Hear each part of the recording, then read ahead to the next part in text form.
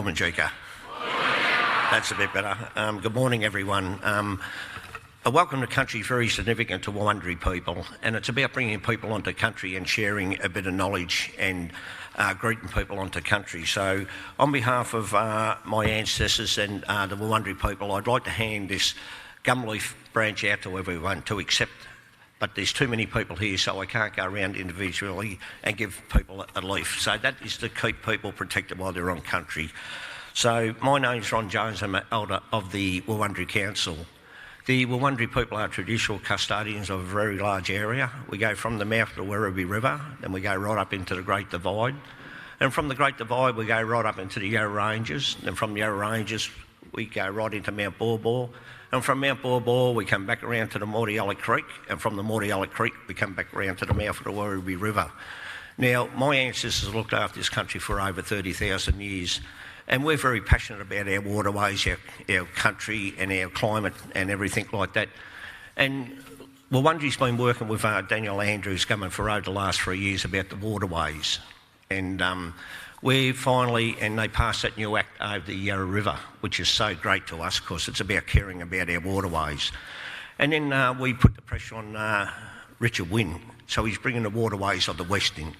So that's going to be looked after, and hopefully that'll be coming through within the next year or so, and it'll be protecting our waterways of the West Coast.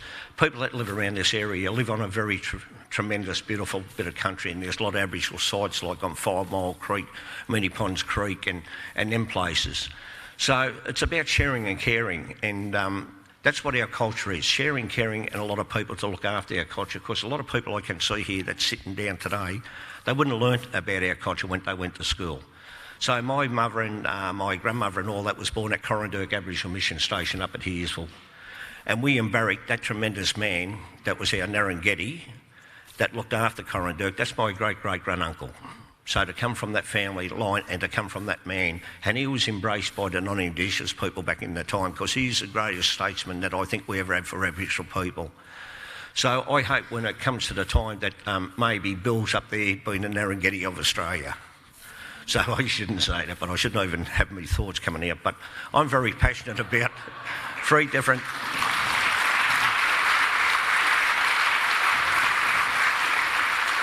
Thank you very much for that. I'm very passionate, of course. At a very young age, I got to meet Gough Whitlam and Paul Keaton, right?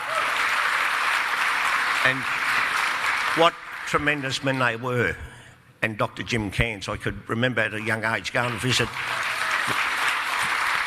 that man in Sunshine where he had his office, and only for them, I think we come a long way for them men, because they're very passionate about our people.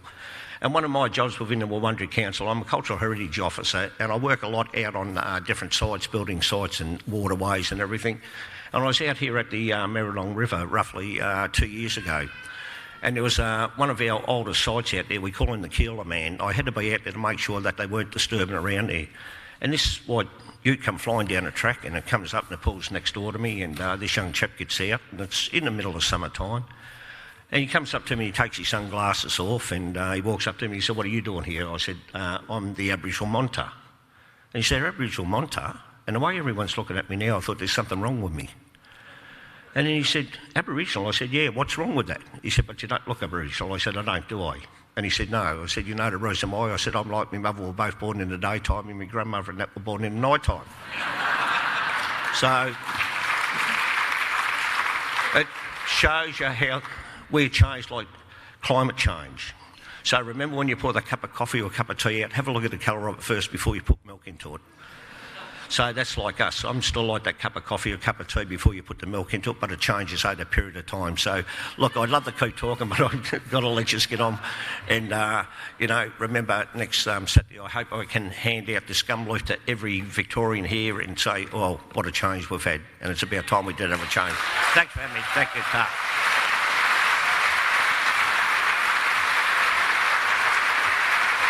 Please welcome to the stage the Premier of Victoria, the Honourable Dan Andrews.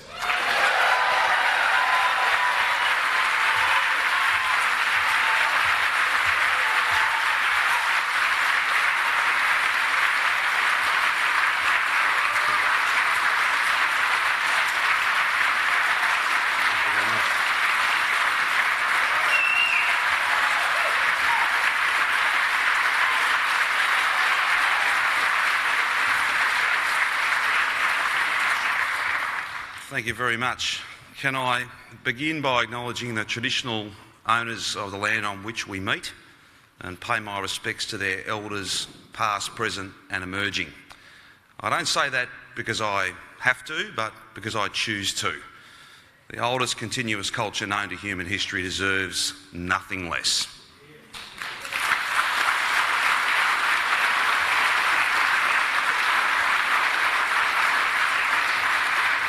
On your behalf, can I thank Uncle Ron for his moving welcome to country. Can I, of course, acknowledge members from our federal Labor team, federal candidates as well. Ladies and gentlemen, it's a great pleasure to be here with you today. I'm here to tell you what's at stake in this election, why this choice matters so much, and why we simply can't have 3 more years like the last 6. Why we all have to work so hard over the next 6 days to elect a shortened Labor government.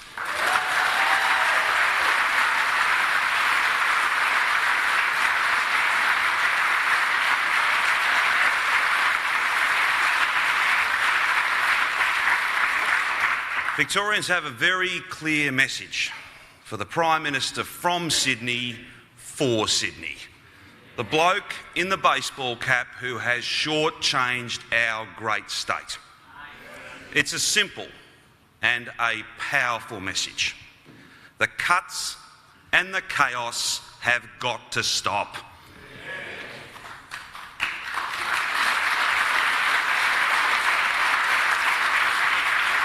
Ladies and gentlemen, because when you cut health funding, you hurt patients.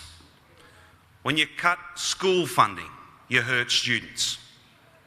When you refuse to act on climate change, indeed, when you head up a government that barely believes that it's real, you're putting our kids' future at risk.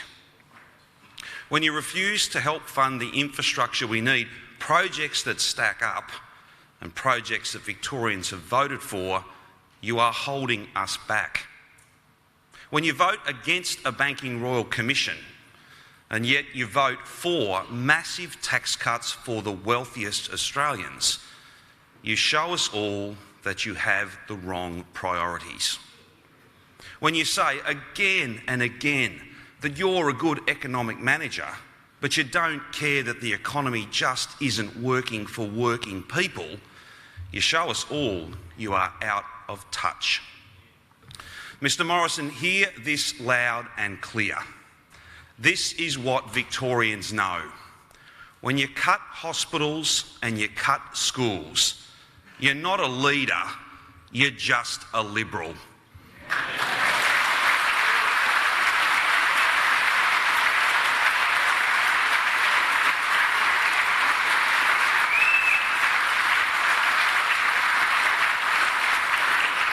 When you're out of touch, then you are out of time. When you're from Sydney and you're for Sydney, you're no good for Victoria.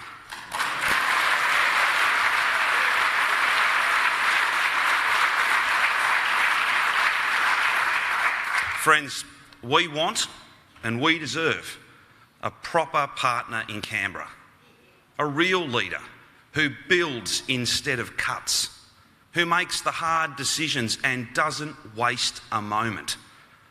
A leader who has delivered unity, stability, and developed a positive plan for our nation. Ladies and gentlemen, we need Bill Shorten.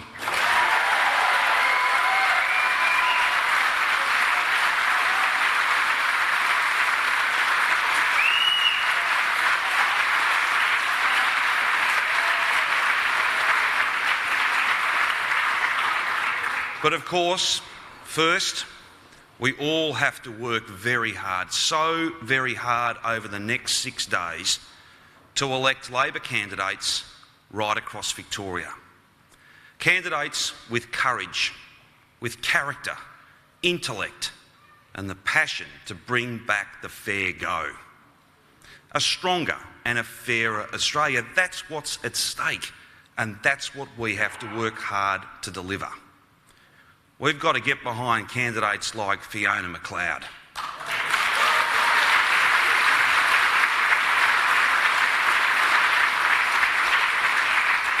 And I know we will, because Fiona has devoted her life to speaking up for people who have no voice. She's been a champion for others. Now we need to send her to Canberra and Bill Shorten into government.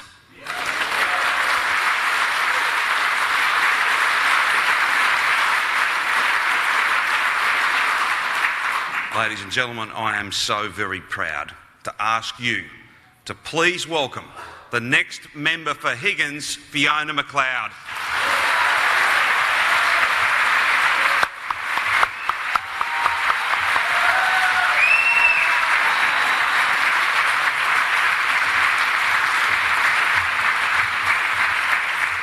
Hello, happy Mother's Day. Premier, Victoria is so proud of you. You lead us, you represent us, and you never let us down. Thank you so much.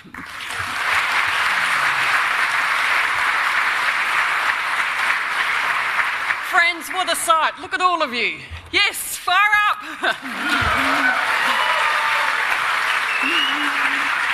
You got it done for Daniel last year on 24 November. Now let's get it done for Bill on May 18.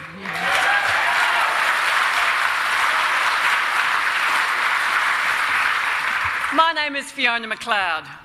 The reason I'm standing here speaking to you today, not just as a barrister, not just as a mother or a daughter or a wife, but as the Labor candidate for Higgins, is because of two people I really admire. The first is my mum, Maggie McLeod.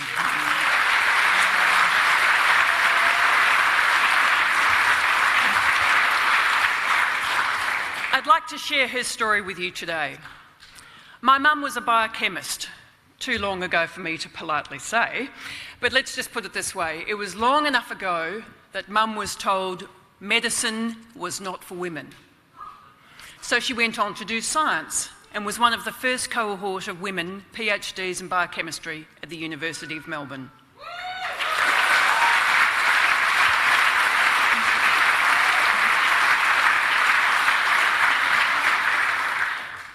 In order to finish her doctorate, she had to take her baby, my sister, into the lab with her.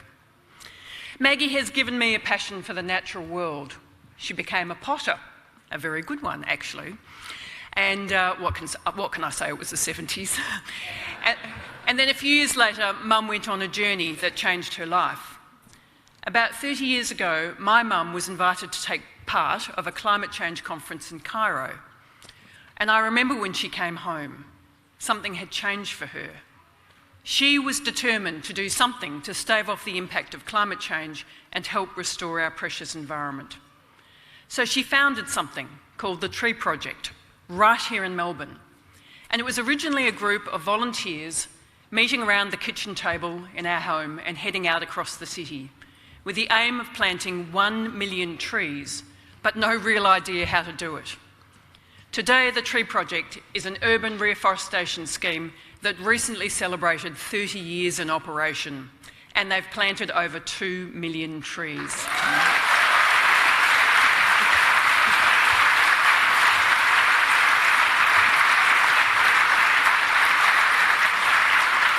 So, Mum, I'm in awe of your energy, your passion and your love for us and the world around us. You taught us that when we care for others and for our community, women can do anything.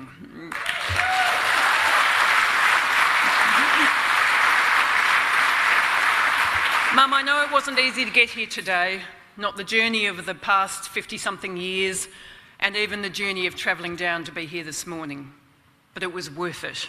Thank you for everything.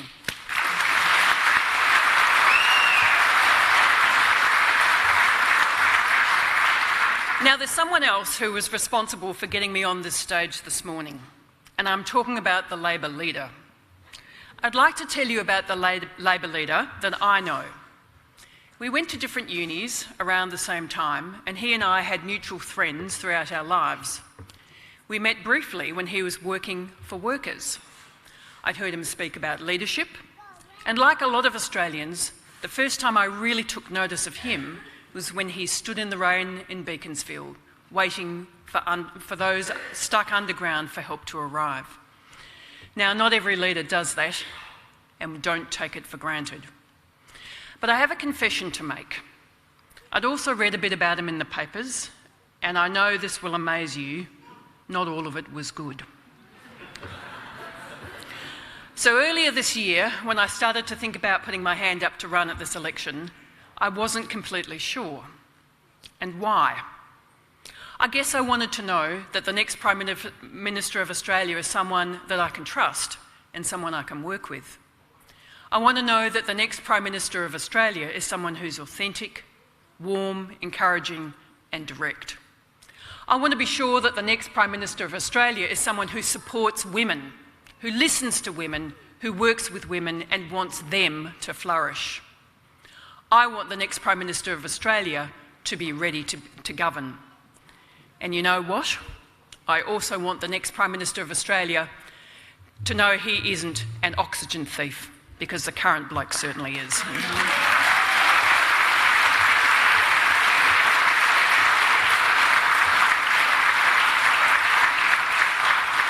So in February, I sat down with Bill Shorten for a cup of tea, and I came away without a doubt in my mind, without a hesitation in my heart, as to the sort of person that he is, the sort of leader that he is. And I went home thinking, yes, sign me up.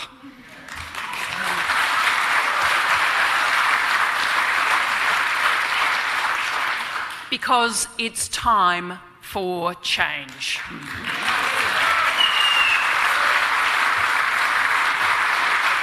And after weeks on the campaign and days on the doors and nights on the phone, I reckon you're thinking it too. Time for change. So let's make sure he can hear it now with me. Time for change. Together. Time for change.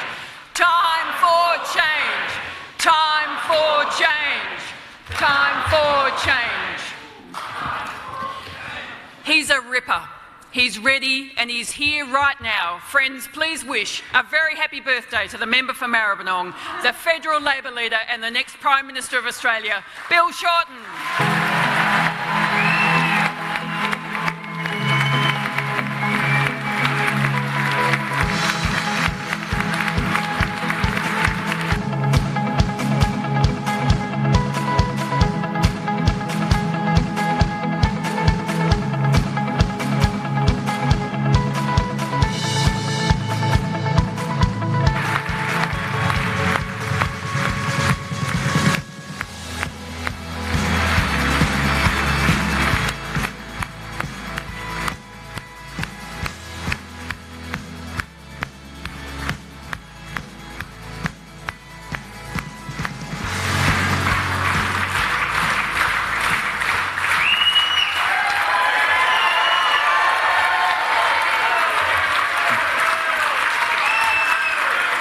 What a brilliant gathering of remarkable Labor women, shadow ministers, hard-working local members and senators, and outstanding candidates like Fiona McLeod in the marginal seat of Higgins.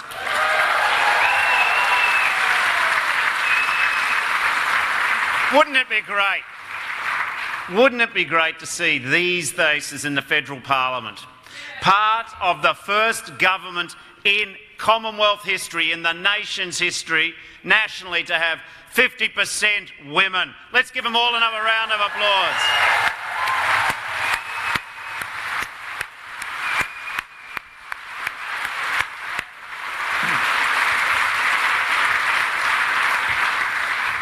Well, friends, we're down to the last 6 days now. After 6 years of cuts to schools and hospitals, 6 years of delay and denial and dysfunction on climate change, 6 years of chaos and paralysis and infighting and instability in government ranks, there are now 6 days to win this election, to end the chaos and change the country for the better.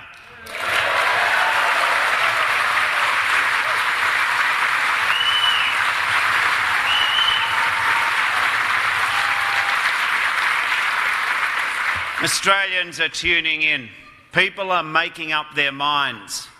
And in the final sprint to the finish line, the choice becomes clearer every day.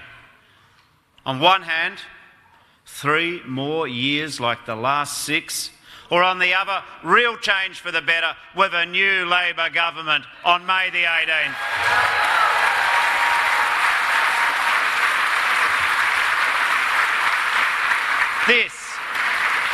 This is the message that all of us need to drive home to people every chance we get between now and 6 p.m. on May the 18th. You know the message: vote for change, vote Labor, end the chaos, vote Labor.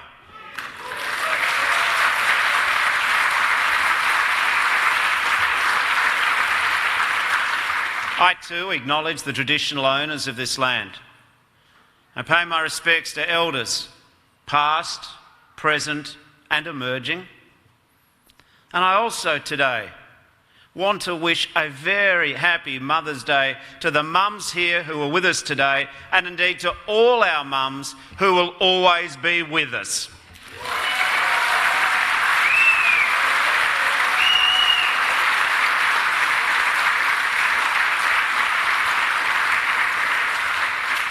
And can I say a special thank you to Chloe, a wonderful mother and an amazing wife.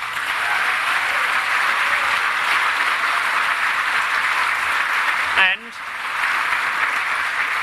if you'll forgive me too, I'd like to give a shout out to my twin brother Robert. Happy birthday too, Robert.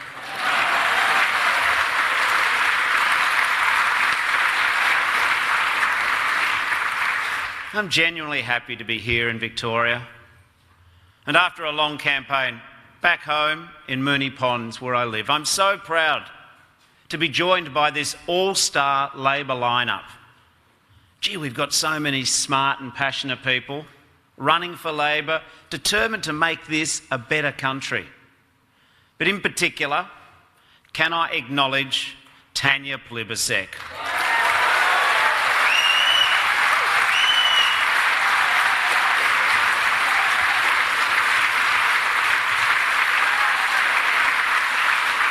You know, right across the board, the choice between our united Labor team, our talented Labor team, and our opponents is a study in contrasts. But I cannot think of a more straightforward choice that highlights the difference than Labor is offering Tanya Plibersek as Deputy Prime Minister of Australia, or Michael McCormack.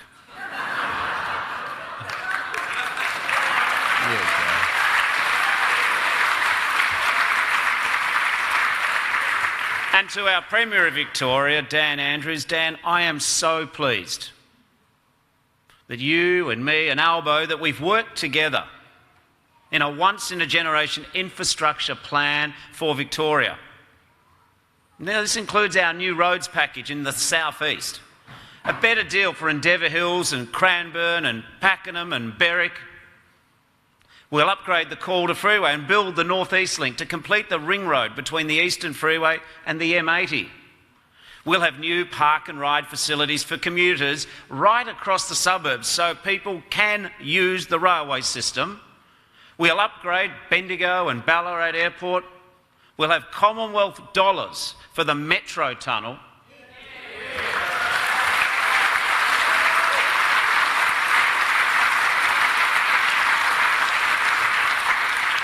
And on Mother's Day, we will have the mother of all infrastructure projects, our new commitment to Suburban Rail Loop, a game changer for Melbourne and Victoria.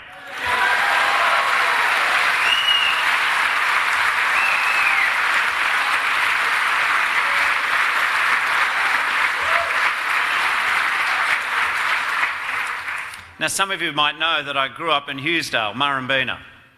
I went to Monash University. I remember catching the bus, university. Still not there. But in fact, what's even more interesting is that where we live, just down the road, there was some open parkland. It extended in a ring all the way from Oakley Railway Station right around to Camberwell. And this open land had actually once been a railway line for 3 years in the 1890s. A circular rail, a suburban rail loop. It shut in 1893. And every government has spoken about it in Victoria and nationally, even from before Federation right up to the modern day. But at long last, with a genuine partnership between a Labor government in Victoria and a Labor government nationally, we are going to deliver the suburban rail loop.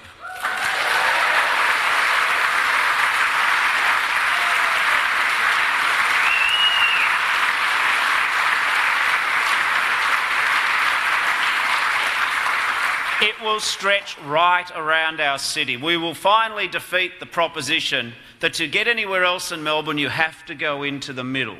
Now, as Dan has said before, we might not be the governments when this project finishes, but we will be the governments that make a start on this state-building exercise. And that's what Labor governments do.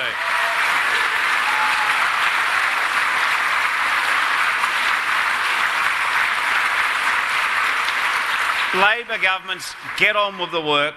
We build for the future. We'd rather swing the shovel than cut the ribbon. So, Dan, if I am elected Prime Minister, I am looking forward to working together to make sure that Victoria gets a fair go from Canberra after 6 long years.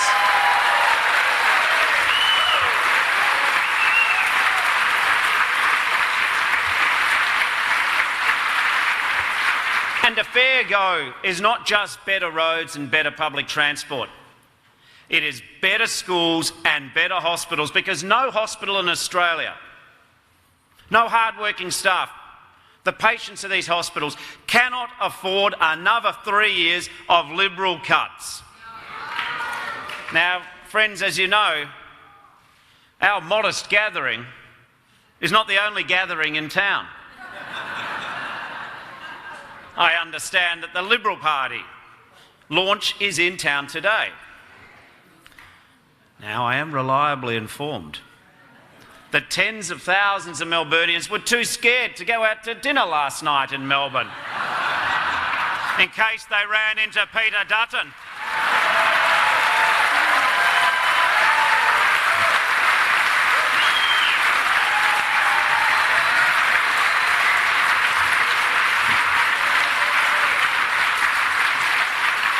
Now, earlier this week, my opponent made a big song and dance about saying that the Liberal Party launch won't be about the Liberal Party. Fair enough. But unlike a lot of what he says, that actually did make a kind of sense. I mean, first of all, there are lots of people in the Liberal Party who can't stand to be in the same city, let alone the same room as each other. And I want to send a cheerio to Julie Bishop. I hope you're enjoying doing something else. But there's a second group, of course. There's the remaining Liberals. They haven't already left Parliament. That's the ones who haven't left Parliament, of course. It's the ones who haven't left the party. Hello, Julia Banks.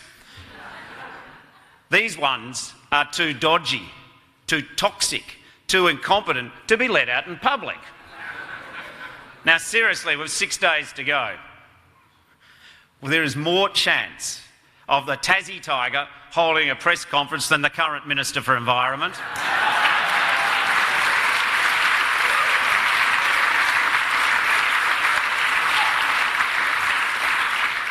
And third, we all know that today's event will be like every other minute of every other day of my opponent's campaign.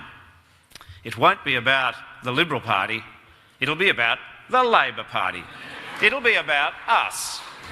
Because Scott Morrison has nothing positive to say.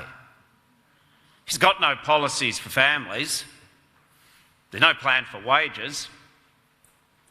There's no vision for our nation. And he has no faith in the Australian people, no respect for people's intelligence. There's no trust in people's capacity to make a judgment about the future of the country by presenting competing visions. More importantly, his whole case for re-election, his entire argument for 3 more years, the sole basis for which he justifies voting for the government, It all boils down to one basic idea. He expects our fellow Australians to believe that everything is as fine as it is. There's no need to change, he would say. In fact, he wants to tell you that you've never had it so good. In the debate, he remarkably said that your childcare is getting cheaper. He said that your cancer treatment is free. He says young people have never found it easier to buy their first home. He says that schools and TAFE and teachers and hospitals and nurses, they've got money to burn. And he says there's no need to act on climate change. He's got that all under control. In fact, he believes that the only thing that this country actually needs, the only thing missing in his picture of perfection, is a $77 billion giveaway to the highest income earners. Oh yes, and he probably does think, because he said it 250 times, that an $80 billion handout to big business and the big banks is a pretty good idea too. So, essentially after 6 years, this is all that the Liberals have to say for themselves. Tax cuts for the top end of town, and everything else and everyone else can move along. Nothing to see here, ladies and gentlemen of Australia. Move along. We just want to keep doing our deals behind the scenes, representing the vested interests, not working on behalf of the people of Australia. Move along. That's what he'd say. Well, on behalf of millions of Australians who are counting upon a Labor plan, a Labor vision, who are counting upon a government who is working for the people, who stands alongside the people, we are very clear. Our country deserves better than the government we've currently got. Our country can do better than what the Liberals and the Nationals and their new allies, Clive Palmer and One Nation, can do. Our country can do better than this, and our country deserves better than the chaos of coalition.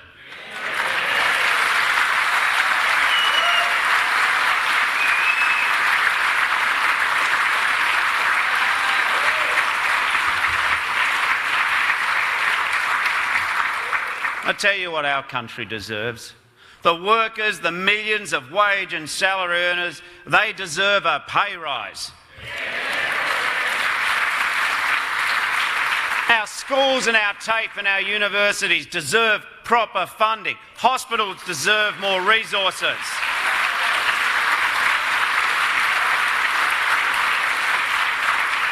Australian families deserve cheaper and more quality childcare.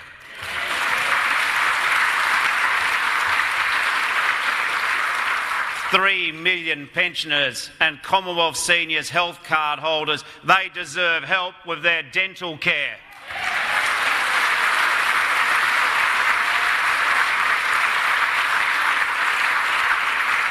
And Victoria deserves a fair go on its infrastructure, as we've outlined today.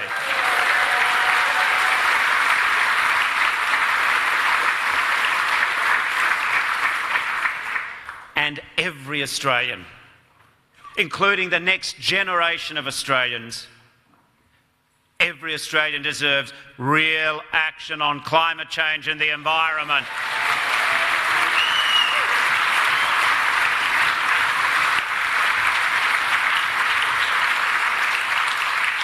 This is what my united and talented Labor team are offering the nation. Not just a positive plan for the next decade and beyond, but a concrete, fully costed, fully funded plan to take us there.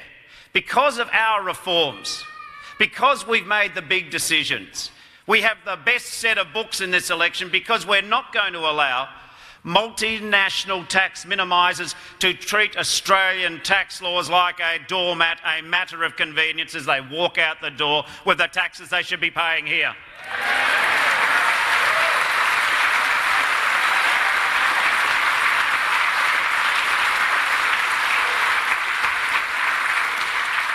As we enter the last week, Labor can deliver the trifecta: better schools and hospitals and infrastructure, a fairer tax system for working class and middle class people, and bigger budget surpluses into the future. Friends, We have the better plans because we've been doing the work, because we are positive of inclination, not pessimistic and negative like this government. But all of this progress, all of this opportunity, all of this real help with the real cost of living challenges of millions of Australian families, all of these investments in the future of our country, all of this is possible if you vote for Labor, if you vote for real change.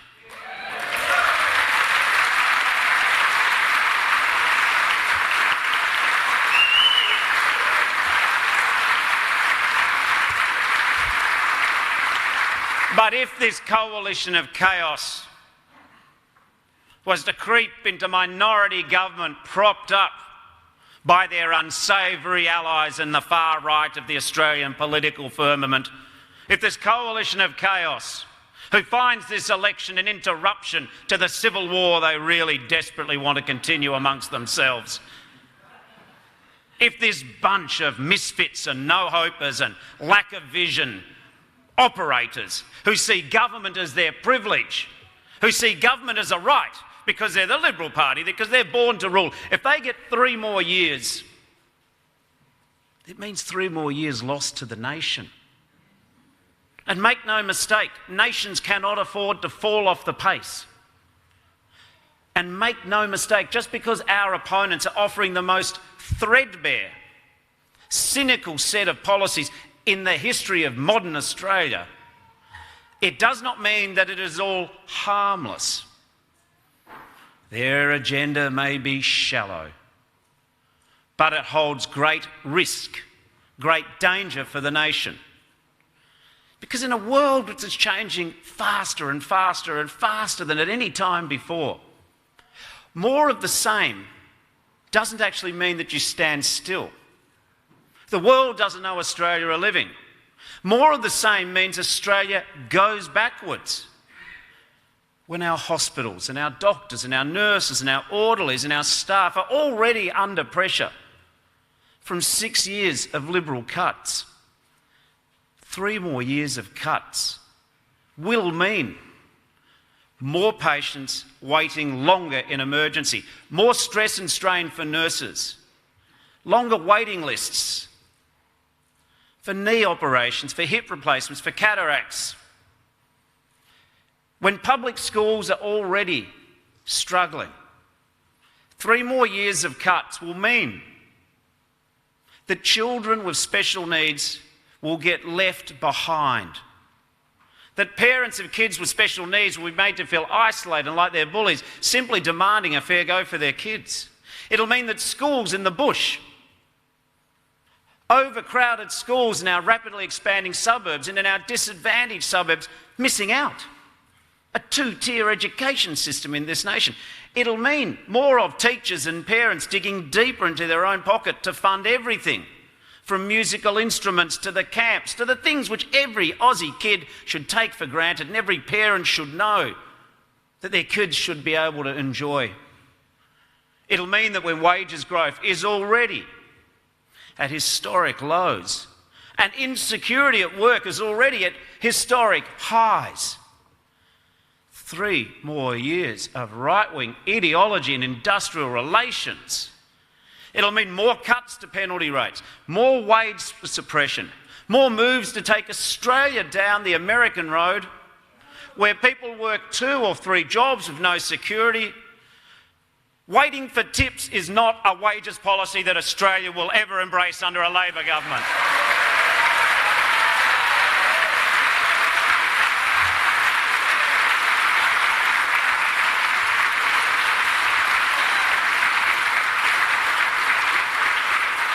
Let me be clear, friends, there is much to love and admire about the mighty United States, but their Medicaid system and their wages system, they're not for us. Many years ago, Australia took another way of a strong safety net, where going to work for adults did not mean still living in poverty. This is not the Australian way, and we will make sure that if we don't go down that path any further than we already have in the last 6 years. But of course, friends, perhaps the clearest choice, the clearest impact of 3 more years of this current coalition of chaos, the clearest choice in the closing week of the election is it means 3 more years of delay and denial and dysfunction on climate change. Under this government, carbon pollution has gone up. If this government is re-elected, more carbon pollution will be produced and it will go up again. This will inflict damage on our environment that cannot be undone. The cost of inaction grows if you have more inaction.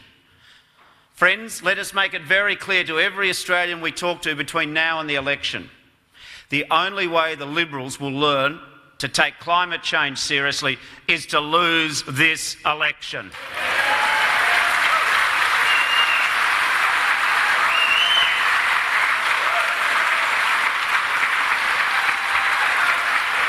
Now, friends, the risk posed by 3 more years of the Liberals and Nationals is not just, though, the danger of drift and decay. It is the cumulative effect that 9 years of cuts will have on our hospitals, on our schools, on our wages, on our standard of living and our way of life, on our egalitarian proposition, which is the Australian story. It is the 9 years, the danger of 9 years, wasted arguing about climate change instead of doing something about it. 9 years if they get re-elected. It's the damage that will be done on the fabric of the nation if the government policy in the Senate is dictated by Clive Palmer and Pauline Hanson. Just imagine it. We've already seen the power that the hardcore right-wing base of the Liberal Party have over their politics and their policy. Just imagine that. The most right-wing Liberal Party that we've seen in many decades, combined with the extremism of One Nation and the chaos of Clive Palmer. I mean, the Liberals and the Nationals have a gaping void where their policy agenda should be. So it'll be Clive Palmer and Pauline Hanson and all of the ragtag extremists who trail in their wake. They will be filling that vacuum. The billionaire businessman will be setting tax policy. Who knows, maybe be in charge of workers' entitlements too. The anti-vaxxers will be managing the health budget. The tinfoil conspiracy theorists, well, they'll be dictating climate policy. Mind you, they already are. One Nation, well, that could be in charge of multiculturalism. This, humorous as it sounds, this anti-fairness alliance, this coalition of chaos will be signing off on cuts to every facet of the Australian way of life. So friends, this is an election where the nation makes a decision. We could make the decision to embrace the next decade of our century with hope, not fear. With optimism, not pessimism. With a sense of looking forward, not looking back. With a sense of including all of us, not leaving people behind. In a campaign as a leader, you make choices about where you go and what you do and what you say. We're already 20% of the way through a new century. This country needs to do better for all Australians. Therefore, I make a choice to back in low-paid Australians over the very wealthy. I make a choice to reform the tax system, the intergenerational tax scam against our young and our fixed-income earners.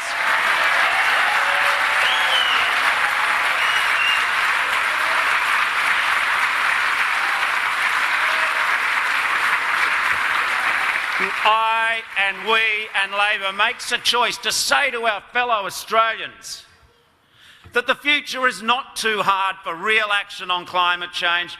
Instead, we say we can do this together for the future generations of Australia.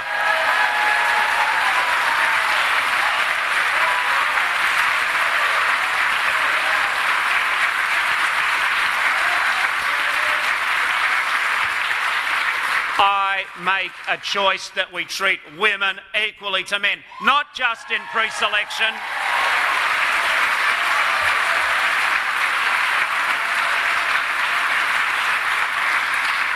But in opportunity, in pay, in freedom from family violence. I can make this choice. Labor can make these choices. Because we understand that the Australian people, the sum of the Australian people, is greater than the parts of this tawdry Liberal National Coalition government.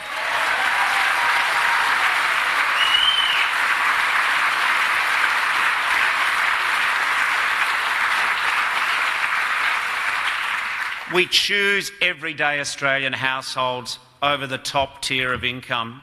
We choose to look after our pensioners, not those who are already very comfortable.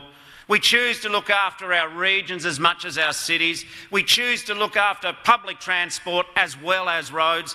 We choose to make sure that wherever you are in this country, when you're in the fight of your life, dealing with cancer, we choose to stand alongside you. Cancer can make you sick, but it should not make you poor.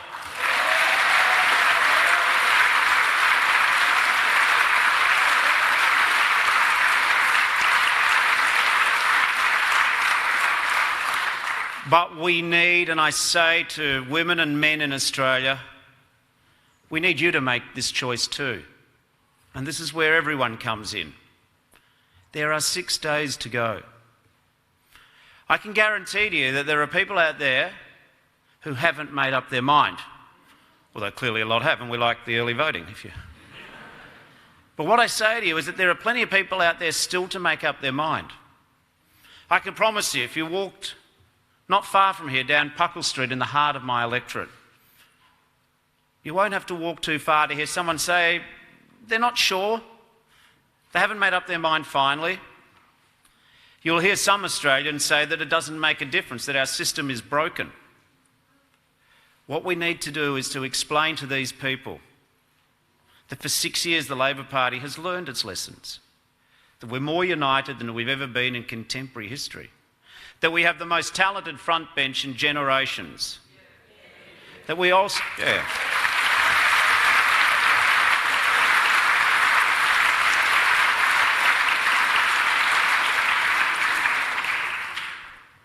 Tell them that we are not a collection of individuals, but we are a team. That we work together for the interests of the people. And beyond that, tell them that we are thinking about not just Monday or Tuesday of next week, not just the next poll. We're thinking about the future of Australia. We're thinking about the country in which you will raise your children and which you will grow old. We're thinking about whether or not our kids get to see the environmental beauties that we get to see. We're thinking about how we make sure that our daughters get paid the same as our sons when they grow up. We're thinking about how we can include properly in partnership our first Australians. We're thinking that when you go into work, you shouldn't have to spend all of your wages on childcare, so you go to work. We're thinking that pensioners, people who don't, have massive share portfolios and property assets. They've got a right to good oral dental hygiene too. We are thinking about the people. We are a party born from the people and the working experiences of this nation, and we are consistent to the values which have driven us for 120 years, but we understand at long last in this election it is a time for the choice. This nation is like a nation with the door ajar. And do we go through that door into a bolder, brighter, bigger future, or do we stay on this side of it? And it is whether or not we, in our movement, can help move the door open to that brighter future which we've outlined. We all know that every vote is important, in every seat. We understand the difference. We understand what is at stake. Progress is never given from those who have great sums of power. Progress is argued for, advocated for, and voted for. We know what is on the line for Australia. We understand there's no second prize for Australia. We understand that we have to use every single minute, every moment that we have to make sure that everyone understands there is a choice. There is a big difference that each vote makes at this election. We have to make it crystal clear. Vote Labor for action on climate change. Vote Labor for cheaper childcare. Vote Labor for better schools, hospitals, TAFEs and universities.